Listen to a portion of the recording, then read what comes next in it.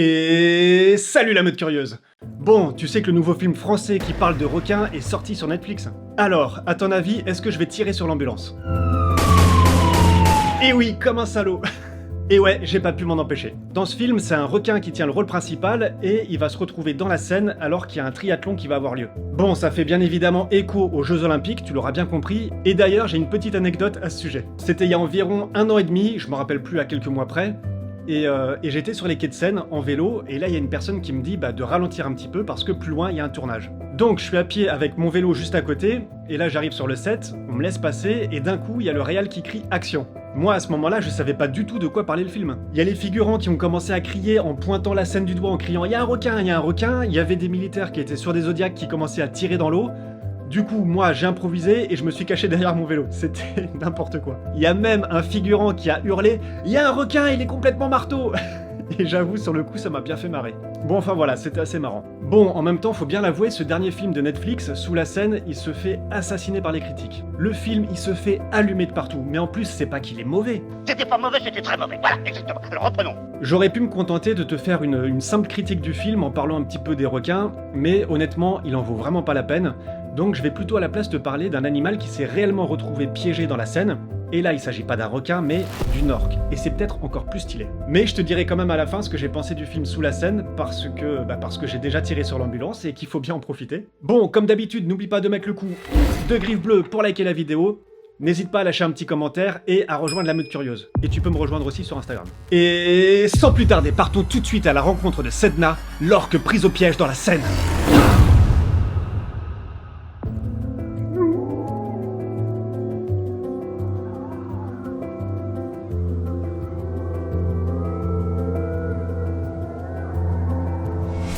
Sedna, c'est le nom que Sea Shepherd a donné à une orque qui s'est perdue dans la Seine. Dans la mythologie inuit, elle est considérée comme la déesse des océans. Et il fallait bien une évocation aussi forte pour baptiser cette orque qui aura eu un parcours malheureux. Le 16 mai 2022, une jeune orque de 4,26 m et d'un peu plus d'une tonne a été repérée dans la Seine dans le département de Seine-Maritime entre Le Havre et Rouen. Cette présence, elle était totalement inhabituelle et tout le monde espérait que son instinct la pousse à retrouver l'océan. Les observateurs ont remarqué que son état de santé général se dégradait et qu'elle continuait de remonter la Seine sur plusieurs dizaines de kilomètres vers l'intérieur. À ce moment-là, son pronostic vital, il était déjà engagé parce que cet animal, il n'est pas fait pour rester aussi longtemps en eau douce. Aujourd'hui, on n'a toujours pas de réponse concrète quant à sa présence dans la Seine. Après une tentative mal préparée et bien trop tardive, la préfecture de Seine-Maritime ainsi que des experts ont pris la décision le 28 mai 2022 de l'euthanasier pour abréger ses souffrances. Alors c'est vrai, il y a un énorme manque d'infrastructures pour le sauvetage d'un tel cétacé, mais honnêtement, quand ton unique solution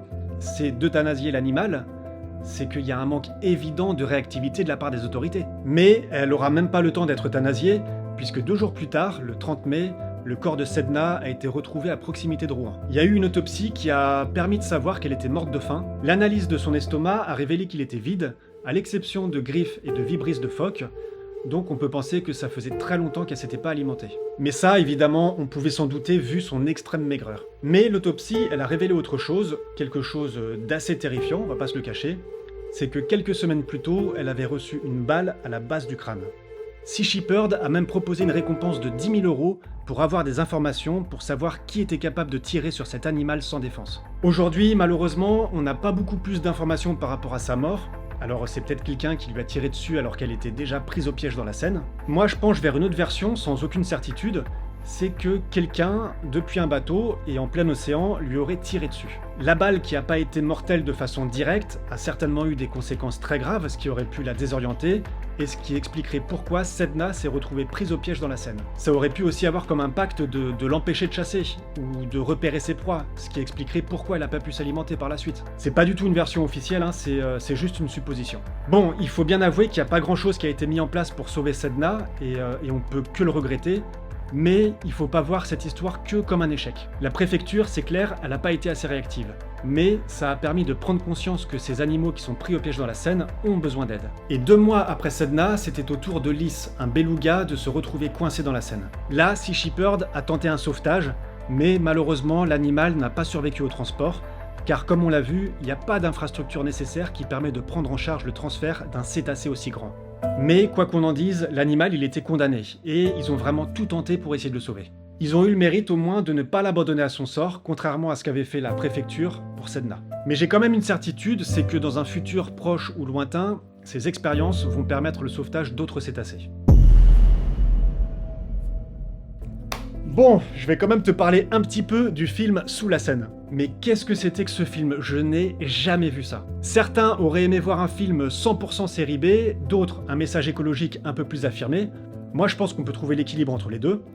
Mais en tout cas, le film, ça marche pas. Ça marche pas du tout. Je t'ai dit que ça marchait pas du tout?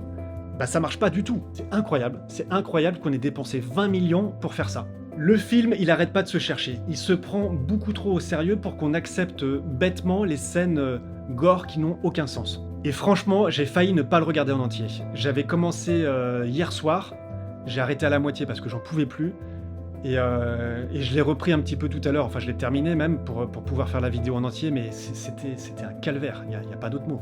Pour moi, ils sont tombés dans un piège parce qu'on n'a aucune empathie pour le requin, parce qu'il nous est présenté comme un tueur dès le début du film, et que comme un tueur, mais en plus, on n'a aucune empathie pour ses victimes, parce que ce sont des personnages qui sont survolés dans l'écriture, et qui font tous des choix totalement stupides. Encore une fois, ils sont juste guidés par une seule motivation, ou un seul sentiment. Ça manque de corps, ça manque de profondeur. Ce sont des personnages qui restent juste à la surface, sans mauvais jeu de mots. Le jeu des comédiens, il est difficile. Je sais pas s'ils ont été mal dirigés ou si eux-mêmes ils croient pas du tout à ce qu'ils font. Mais du coup, nous, on n'y croit pas non plus. Et je veux bien être sympa, mais il y a trop d'incohérences qui sont juste balayées d'un revers de main. Comme le fait que le requin Mako ne peut pas survivre dans l'eau douce, c'est le dérèglement climatique qui a changé son comportement. Comment a-t-il pu franchir toutes les écluses pour arriver en plein Paris? C'est facile, c'est un miracle. Le rapport entre le requin et les plongeurs au début du film, les interactions avec les personnages, tout ça, ça sonne faux. Je sais pas, on a l'impression qu'ils sont face à un petit chien ou un pigeon, j'ai rien contre les chiens ni les pigeons, mais ça banalise totalement le requin. Et vraiment, vous rendez pas honneur aux activistes de la cause animale avec le traitement que vous faites d'eux dans le film.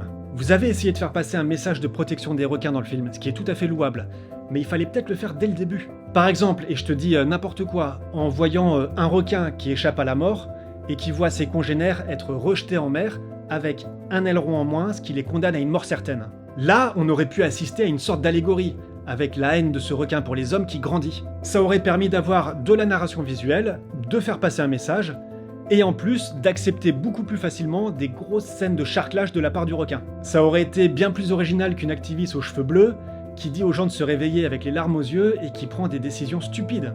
Pourquoi est-ce que vous voulez absolument représenter les gens qui défendent les animaux avec des cheveux bleus? Est-ce que j'ai des cheveux bleus moi? Non, je crois pas. Oui, on est sur une petite blague visuelle. Et là, je suis en train de me dire qu'il va falloir que j'assume les cheveux bleus jusqu'à la fin de la vidéo. Bon bah tant pis. Ah oui, il y a aussi des personnes qu'on va retrouver mortes alors qu'elles étaient pas du tout en train de se baigner dans la Seine, mais qu'elles étaient sur le quai. Comment vous voulez que le requin les attrape? Ça n'a aucun sens. Et la scène dans les catacombes aussi.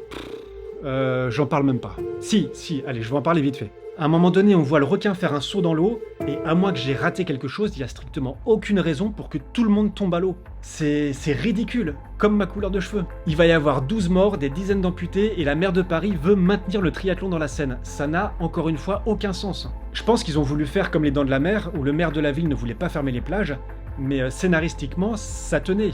Et les prises de décision politiques des années 70 et aujourd'hui, c'est plus les mêmes, ça marche pas aujourd'hui. Allez, je vais quand même essayer de trouver des petites choses plutôt bien pensées. Au début du film, on voit le corps d'un bébé cachalot qui est mort à cause du plastique, et ça c'est plutôt crédible. Les requins, quand ils sont dans l'eau, ils sont pas trop mal faits, quand ils sont dans l'eau uniquement, mais l'inertie des corps c'est pas ça du tout, ils vont beaucoup trop vite, ils se déplacent trop vite. Il y a des jolis plans qui sont tournés sur la scène, mais l'esthétique elle se rapproche plus d'une publicité, pas d'une narration visuelle. Il y a quelques séquences dans la scène plutôt sympas où le requin il apparaît en ombre à cause de l'aspect visqueux de l'eau. Petite mention spéciale aussi pour l'évocation de l'orque dont je viens de te parler et du beluga. Qu'est-ce qu'il viendrait faire à Paris? Pour l'orque et le beluga, vous vous êtes pas posé la question, non? Donc voilà, pour résumer, le film, c'est pas du tout une grande réussite. Et sinon, pour en revenir rapidement à Sedna, effectivement, elle a pas eu de chance. Elle a croisé la route de personnes mal intentionnées et elle est morte jeune. Mais au moins, elle a connu la liberté. Et je pense que malgré tout, son sort, il est bien plus enviable que celui des orques qui sont enfermés pendant des dizaines d'années dans des parcs aquatiques tels que Marineland ou SeaWorld. J'ai d'ailleurs fait une vidéo sur Kiska, surnommée l'orque la plus seule au monde. Et la prochaine fois que vous apercevrez la scène, ayez une petite pensée pour Lys et Sedna.